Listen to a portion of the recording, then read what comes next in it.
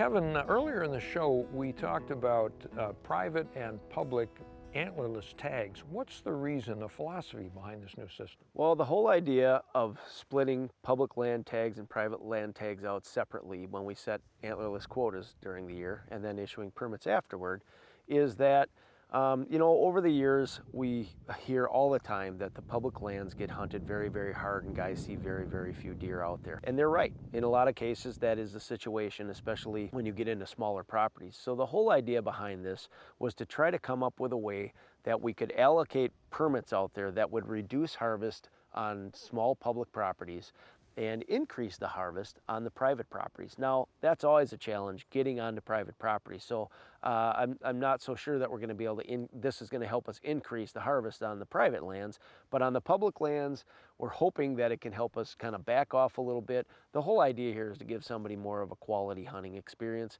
and everything that people tell us in surveys and whatnot says their top mark of a quality experience is to see more deer. So if this works as intended to work, we are hopefully going to see a couple of years of decreased harvest on the public properties, and hopefully that will result in people seeing more deer and a more quality hunting experience. Well, under this new system then, if I shoot a deer on, say, private land and it goes onto public land or vice versa, what happens?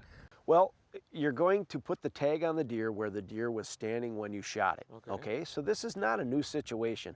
We've always had a situation in the past where you had a tag for, say, unit 68A, and the deer was wounded, it ran across the highway into 68B. What would you do? Well, you would have tracked that deer down, put your 68A tag on it. So this is really not a new situation. It may be a little bit more common now, though, because they're not crossing roads and whatnot. So if somebody's hunting on a piece of public property and the deer runs off onto private property, first and foremost, you still have to get permission to enter that private property. So that's your first goal. But again, you're going to put the tag on that animal where it was standing when you shot it. So if it runs over onto the private property, it came off of public property, you're going to put your public land tag on it. Makes a lot of sense. It does.